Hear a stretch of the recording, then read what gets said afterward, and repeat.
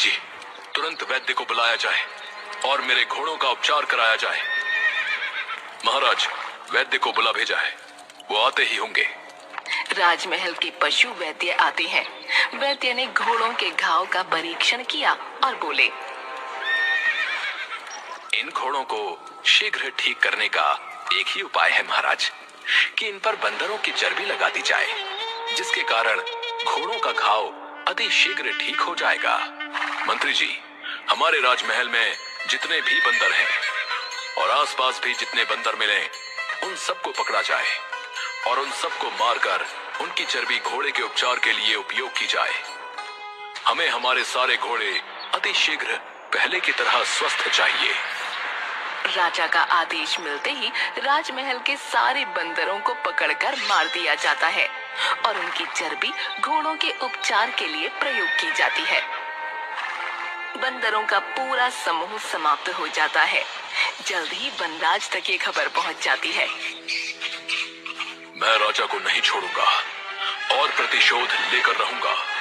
उसने मेरे पूरे समूह को समाप्त कर दिया।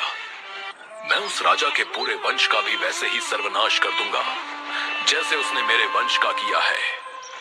एक दिन बंदर पानी की झील के पास बैठा हुआ राजा से प्रतिशोध लेने के बारे में सोच रहा था। तभी उसने कुछ देखा।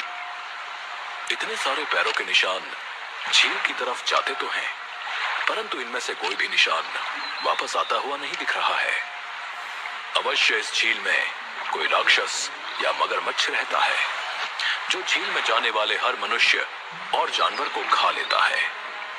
मुझे इस बारे में पता लगाना होगा। वनराज ने चतुराई दिखाते हुए कमल के तने से झील से पानी पी लिया। ये देखकर झील में रहने वाला राक्षस बाहर आ गया। वो बहुत ही विशाल और डरावना था। उसने कई तरह के आभूषण भी पहन रखे थे। राक्षस वनराज से, जो भी इस झील में आता है, मैं उसे खा जाता हूँ, लेकिन तुम तो बहुत ही चतुर हो। मैं तुम्हारी चतुराई देखकर प्रसन्न हूँ। बोलो, तुम्हें क्या चाहिए?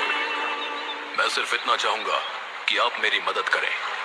किस तरह की मदद चाहिए तुम्हें? एक राजा ने मेरे पूरे वंश का नाश कर दिया है। मैं उससे प्रतिशोध लेना चाहता हूँ। आप मेरी सहायता करें। मुझे अपना कंठहार दे दें। मैं आपको वचन देता हूँ कि मैं आपका कंठहार आपको जल्दी ही लौटा दूंगा और उसके साथ ही आपके भोजन का प्रबंध भी कर दूंगा।